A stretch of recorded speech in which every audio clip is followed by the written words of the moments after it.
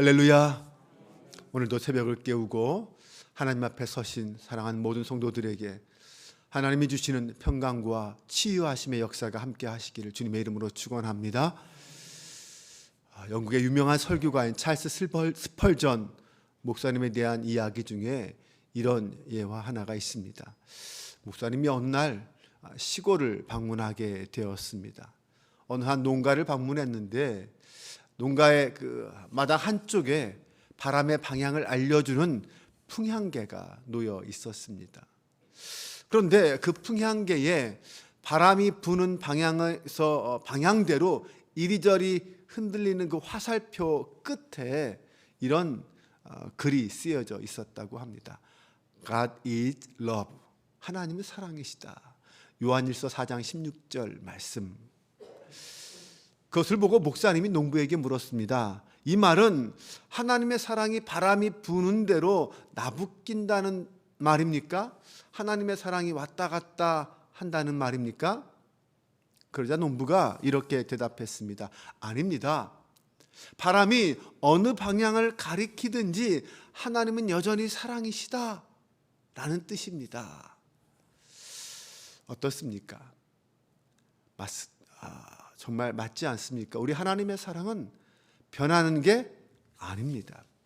우리가 어디를 가든지 그 하나님은 우리 가운데 사랑으로 함께하여 주신다는 것을 믿으시기 바랍니다. 우리 인생은 동서남북 사방에서 몰아치는 그 바람 때문에 어디에 어떻게 가 있을지 모릅니다. 하지만 그럼에도 우리가 어디에 있든지 어느 방향에 있든지 우리를 향한 하나님의 사랑은 변함이 없는 줄로 믿습니다. 우리는 그 사랑을 받고 살아가고 있습니다. 오늘 본문은 하나님의 사랑이 우리 가운데 어떤 모습으로 임해야 하는지를 가르쳐 주고 있습니다. 어제 본문에 이어서 작은 자에 대해서 어떤 태도를 가져야 하는지 가르쳐 주는데요. 교회는 천국을 세상에 드러내는 거룩한 공동체라고 말할 수 있습니다. 그럼에도 교회는 이 땅에 존재하는 한 여전히 불안정한 죄인들의 공동체일 수밖에 없습니다. 그러므로 교회 안에서는 여러 가지 다양한 잘못이 일어날 수도 있고 실수가 일어날 수도 있습니다. 우리 성도들 중에는 분명 신앙을 잃어버리고 공동체를 떠나는 사람도 생길 수 있고 아니면 다른 사람에게 죄를 짓고 갈등을 일으키는 사람도 생길 수 있습니다. 때로는 시험에 빠져서 어려움을 겪고 있는 그런 사람도 생길 수 있습니다. 오늘 예수님께서는 교회 안에서 그런 다양한 일탈 행동을 하는 사람들에 대해서 어떤 태도를 가져야 하는지에 대해서 우리에게 가르쳐 주십니다. 먼저 우리가 본문에서 읽지 않았지만 바로 앞에 10절 말씀에 보면 작은 자라도 업신여기지 말라라고 말씀합니다. 삼가 이 작은 자 중에 하나도 업신여기지 말라. 너희에게 말하노니 그들의 천사들이 하늘에 계신 내 아버지의 얼굴을 항상 배옵느니라 라고 말합니다. 여러분, 작은 자라는 것은 어떤 사람들을 가리킬까요? 아마 이 작은 자는 대부분 사람들의 눈에 잘 띄지 않는 사람, 모든 사람들이 눈여겨보지 않는 사람, 좀 보잘것없는 사람이라고도 말할 수 있을 것 같습니다. 주님은 그런데 그렇게 작은 자라 할지라도 그의 배후에는 하나님을 항상 만나는 하나님의 천사들이 있다. 그러니 업신여기지 말라라고 말씀하십니다. 그 말의 의미가 뭘까요? 작은 자라면 어쩌면 이 세상에서 볼 때는 별로 그렇게 눈에 띄지 않는 보잘것없어 보이는 사람일 수 있습니다. 하지만 이 땅에서는 인간적인 눈으로는 그렇게 보일지 몰라도 하나님 앞에서는 하늘에서는 하나님의 관심과 사랑의 대상이라는 것입니다. 사람들은 이렇게 저렇게 평가할 수 있지만 하나님 편에서는 하나님이 사랑하는 한 생명이라는 것이죠. 그러면서 예수님께서 잃어버린 양에 대한 비유를 하십니다. 이 비유는 누가복음 15장에 또 똑같은 비유가 나옵니다. 그런데 누가복음과 이 마태복음에서는 좀 관점의 차이가 조금 다릅니다. 누가복음은 잃어버린 양을 찾아서 기뻐하는 주인, 그 기뻐하는 주인을 강조하고 있습니다. 그 주인의 마음이 얼마나 기쁜지에 대해서 강조하고 있다면, 이 마태복음에서는 다시 찾았다라는 것을 잃어버리지 않았다라는 의미로 강조합니다. 즉, 한 영혼이라도 잃어버리지 않는 것이 중요하다라는 것을 강조한다는 것입니다. 그러므로 오늘 우리가 이 본문을 이렇게도 이해할 수 있습니다. 예수님은 지금 이 교회 안에서 성도였지만 신앙을 잃어버린 사람, 또는 열정이 식어버린 사람, 또는 여러 가지 이유로 교회에 잘 적응하지 못하고 있는 사람, 이런 사람을 잃어버린 자라고 생각하고 있다라고도 이해할 수 있습니다. 여러분, 교회 안에 그런 사람이 많습니다. 적지 않습니다. 그런 사람이 있다면 그들에게 더 많은 관심과 사랑을 기울여서 다시 그가 신앙을 회복하고 열정을 회복하고 다시 교회 공동체 안으로 돌아올 수 있도록 돌보아 줘야 된다라는 말로 이해할 수 있습니다. 그런 사람을 회복시키는 일이 다른 기존의 많은 성도들을 지키는 것보다 더 중요하다라고 강조하는 것입니다. 특히 교회 안에서 그런 사람들은 대부분 어떤 사람들이 그런 사람들입니까? 사회적으로 주목받지 못하거나 가난하고 힘없는 사람들일 가능성이 많습니다. 교회는 공동체 안에서 정말 한 사람도 잃어버리지 않도록 주의해야 합니다. 그런 면에서 교회는 세상과는 분명 달라야 되겠죠. 세상에서는 환영받지 못하는 사람이라 할지라도 교회에서는 진심으로 환영하고 그를 받아주고 사랑해 주어야 합니다. 이것이 신앙 공동체입니다. 그런 사람 중에 대표적인 사람이 아마 새가족들일 거예요. 교회 처음이기 때문에 낯설기도 하고, 이 새가족들은 누군가의 관심과 사랑이 없으면 교회에 적응하기 어렵습니다. 특별히 그래서 선교회나 속회에서 많은 관심과 사랑을 갖고 보살펴 주고 섬겨 주어야만 그가 교회에 잘 적응할 수 있고 교회 공동체 일원으로서 하나님 앞에 헌신할 수 있습니다. 그런데 여기서 우리가 한 가지 주의해야 할 것이 있습니다. 잃어버린 한 마리의 양을 정말 귀하게 여기고 업신여기지 말라라는 의미는 그 양을 특별 대우하라는 의미는 아닙니다. 그 말의 의미는 결국 그런 양이 생기지 않도록 모든 양에게 다 관심과 사랑을 베풀고 가지라는 거죠. 누군가를 특별 대우하라는 의미가 아니라는 것입니다. 다 똑같은 사랑과 관심으로 골고루 구석구석 소외되는 사람이 없이 지켜주고 돌보아 주라는 의미입니다. 먼저 중요한 것은 잃어버리지 않는 것이 중요할 것이고, 만약 혹시나 잃어버렸다면 빨리 찾아오는 것이 중요하다는 것입니다. 작은 자 하나라도 결코 잃어버리지 않는 것이 하나님의 뜻이다라고 말씀합니다. 이렇게 교회에서 한 사람도 잃어버리지 않기 위해서 정말 힘써야 하는데, 만약 죄를 지은 사람이 있다면 그 사람을 어떻게 대해야 할까요? 예수님은 그 작은 자 중에 죄를 지은 사람도 있다라고 말합니다. 즉, 죄를 지은 사람, 교회 앞에서 공동체에 때로는 죄를 지은 사람이 있죠. 그러면 그도 작은 자 중에 하나라고 말씀하십니다. 죄에 빠진 형제와 자매가 있다면 그를 어떻게 대해야 할까요?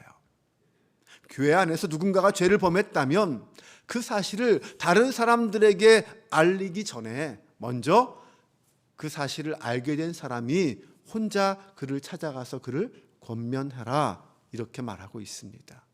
그러면 왜 그렇게 하라시는 것일까요?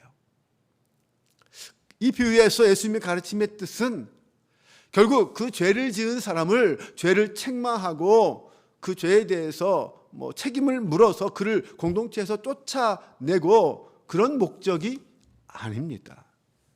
그를 정말 작은 자로 여기고 그가 다시 공동체 안으로 돌아올 수 있도록 길을 열어주기 위해서입니다.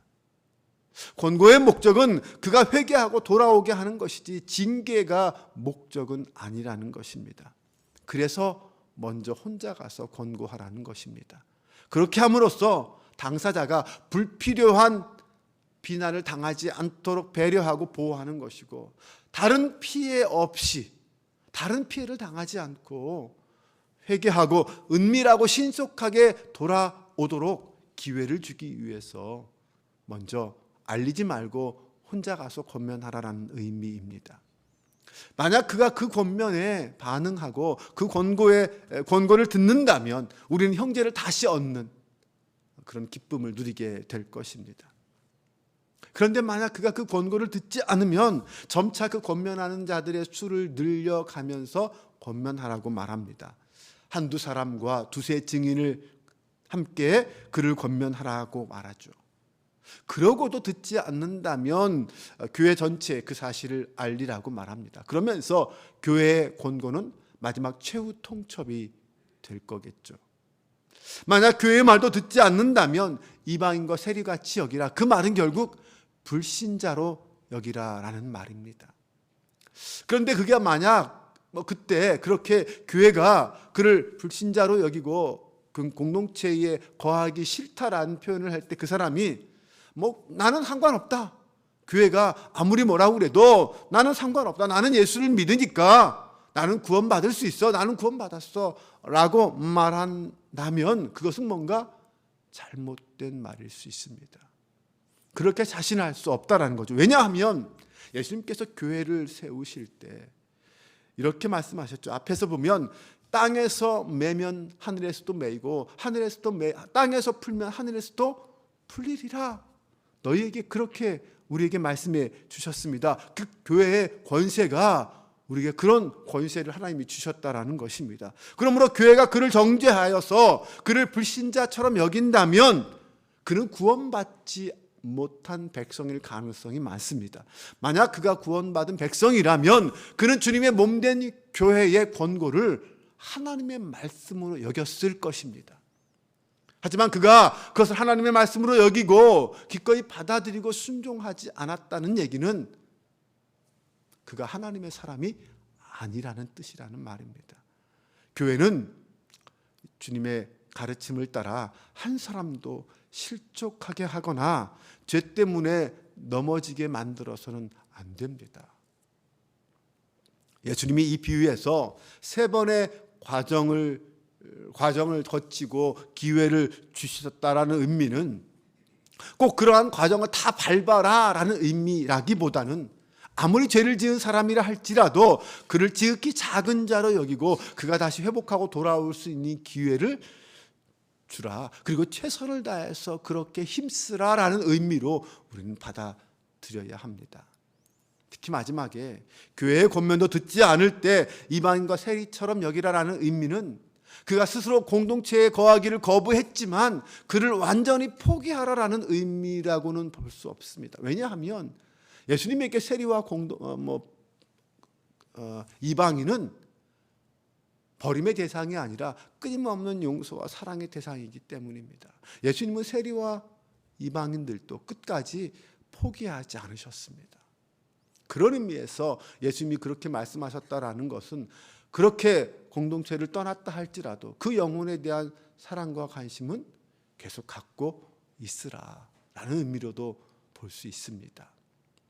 한 사람을 다시 얻기 위해서 끝까지 최선을 다하는 그것은 또한 결과만큼 과정도 중요합니다.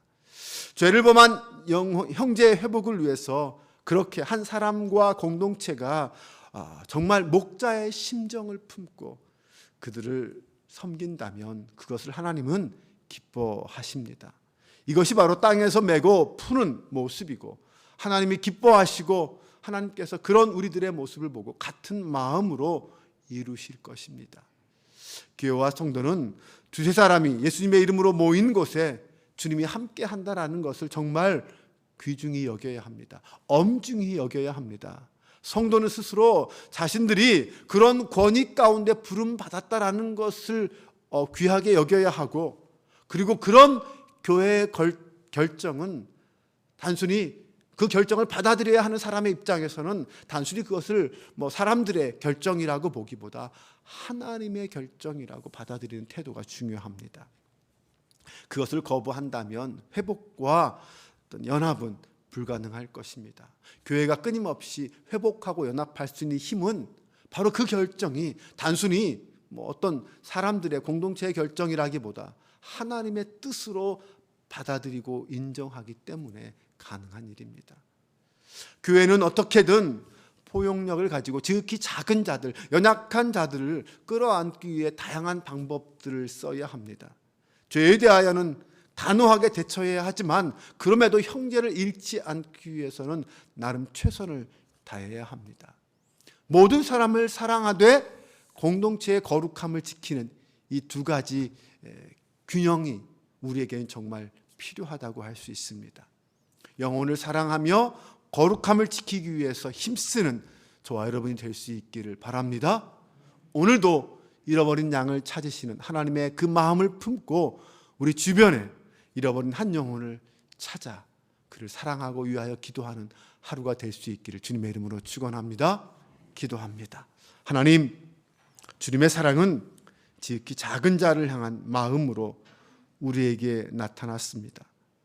주님의 마음을 품고 그 작은 자를 바라볼 수 있는 저희가 되기를 원합니다. 잃어버린 자를 향한 주님의 마음이 무엇인지 알게 하시고 결코 한 영혼이라도 잃어버리지 않고 포기하지 않는 저희가 되기를 원합니다. 모든 일을 행함에 있어서 예수의 이름으로 행하게 하시고 사랑의 마음으로 행하게 하여 주옵소서. 주님은 잃어버린 자가 주님의 품으로 돌아오기를 간절히 원하신다고 하였습니다. 주님의 마음은 한 영혼이라도 잃어버리지 않고 모든 영혼이 구원에 이르는 것입니다. 오늘 우리가 이 마음으로 형제와 자매들을 대하길 원합니다. 서로의 잘못과 연약함을 인정하고 사랑으로 품게 하여 주옵소서. 겸손히 자신의 죄를 인정하고 고백하며 하나님 앞에 서는 것을 두려워하지 않게 하시고 그것이 하나님의 사랑과 은혜에 보답하는 것임을 알게 하여 주옵소서. 사랑의 하나님, 주님의 마음은 언제나 영혼에게 있기에 용서와 사랑으로 대하셨습니다. 교회 공동체가 서로 연합하고 하나 되는 일에, 그리고 상처받고 길을 잃은 영혼들이 회복되는 일에 우리의 마음이 하나가 되게 하여 주옵소서. 주님의 이름으로 행하여지는 모든 일 속에 하나님의 간섭과 섭리가 있음을 믿고 믿음으로 행하는 저희 모두가 되게 하여 주옵소서. 우리 주 예수 그리스도의 이름으로 기도합니다. 아멘.